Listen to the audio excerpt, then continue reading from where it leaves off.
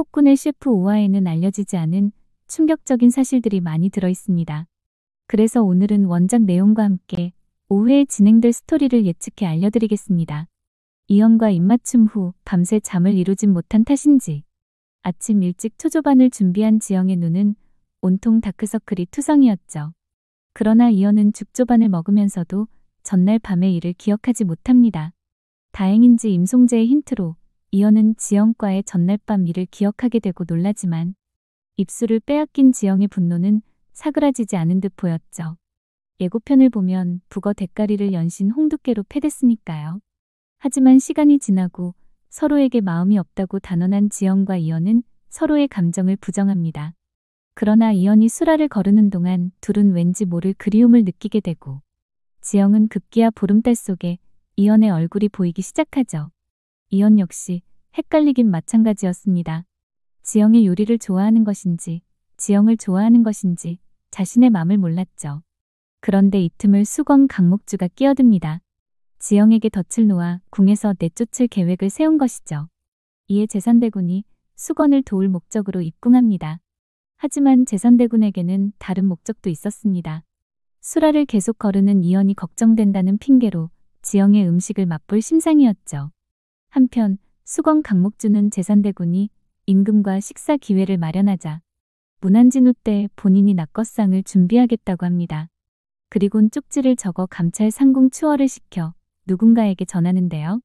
이때 수건 강목주의 방을 보시면 지난 4화에서 놀이개를 꺼냈던 서랍이 열려있음을 알 수 있습니다.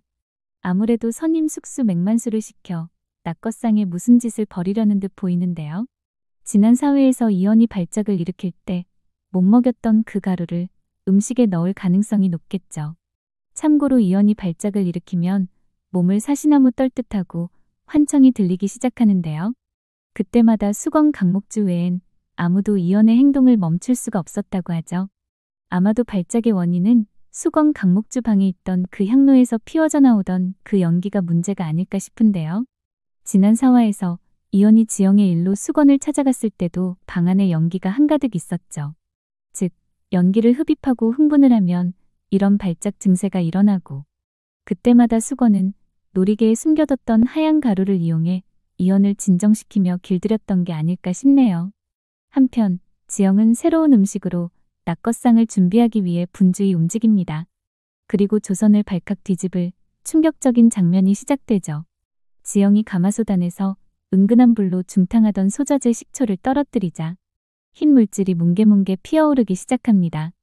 조선 수락관에서는 처음 보는 광경, 바로 치즈가 만들어지는 순간이었죠. 이를 지켜본 엄숙수는 어리둥절했고 길금 역시 놀라움을 감추지 못합니다. 조선에도 한때 치즈 제조법이 전해진 적이 있었지만 낙농이 어려운 환경 탓에 이미 사라진 기법이었기 때문이죠. 지영은 그 잊힌 음식을 되살려내며 연산군의 입맛을 바꿀 별식을 낙거상으로 준비하고 있었던 것이죠. 지영은 멈추지 않고 이어서 밀가루 반죽을 만들기 시작합니다. 조선 재래종인 안준뱅이 밀가루는 찰기가 부족했지만 오늘만큼은 그 특성이 오히려 유리했죠. 작은 뚝배기에 담아 아궁이 깊숙이 넣자 수라가는 마치 서양의 화덕 오븐으로 변합니다. 곧이어 번철 위에서 볶여나오는 보리나탈의 고소한 향이 퍼지기 시작합니다. 숙수들은 도저히 정체를 짐작할 수 없었지만 단 한 가지는 알 수 있었습니다. 지금 지영이 만들어내는 것은 수락관에서 단 한 번도 보지 못한 새로운 음식이라는 사실을 말이죠. 그 이름은 바로 티라미수였습니다. 하지만 수건이 이를 가만히 두고 볼 인간이 아니죠. 수건은 지영의 낙거상을 망치기 위해 수락관을 방문해 결국 이를 저지릅니다. 지영이 준비한 낙거상에 일부러 발을 걸고 넘어져 음식을 못쓰게 만든 것이죠. 그런데 이게 오히려 수건의 발목을 잡을 듯합니다. 알다시피 지영 옆에는 항상 석일금이 있었으니까요. 참고로 석일금은 냄새를 매우 잘 맡는 뛰어난 후각을 지녔죠. 이 예민한 후각 덕분에 석일금은 필요한 재료의 위치를 냄새만으로도 파악할 수 있었으니까요. 이에 길금은 수건이 상을 얻고 나가자 지영에게 이런 말을 하지 않을까 싶습니다. 그것이 수건마마가 지나갈 때마다 맹숙수가 만든 음식에서 나던 그 요상한 냄새가 난다니까요.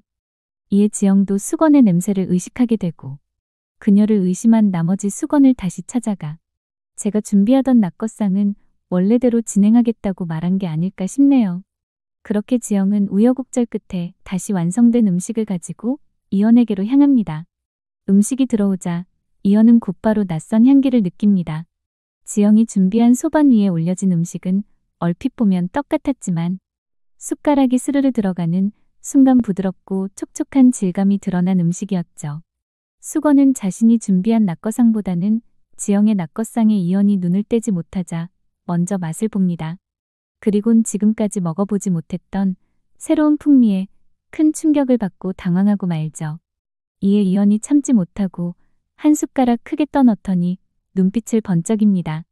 입안에서 사르르 녹아내리는 달콤함과 쌉싸래한 맛이 작설차와 어우러져 절묘한 조화를 이루고 있었기 때문이죠. 제산대군 역시 반응은 이연과 마찬가지였죠. 이 음식의 이름은 티라미수라고 합니다.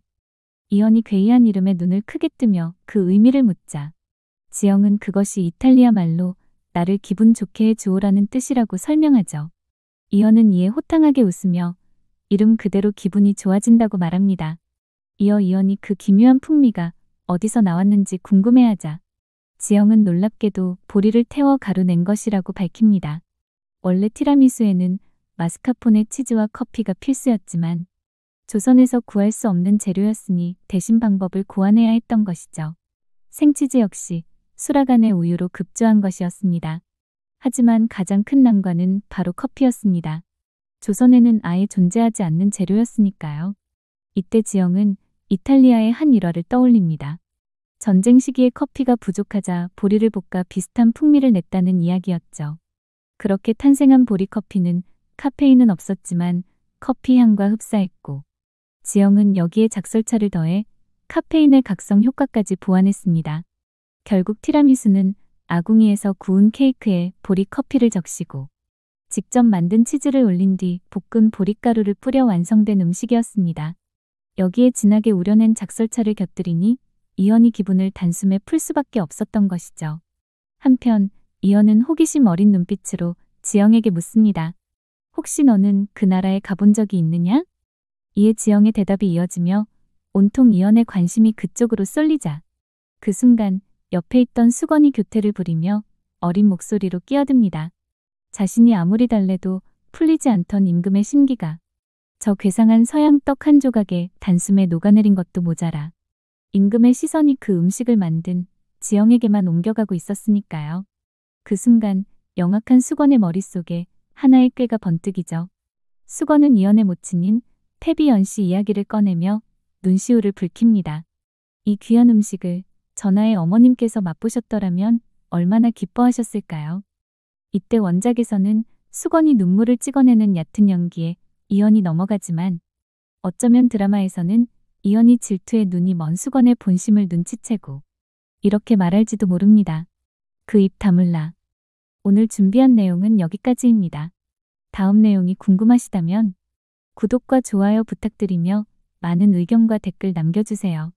시청해주셔서 감사합니다.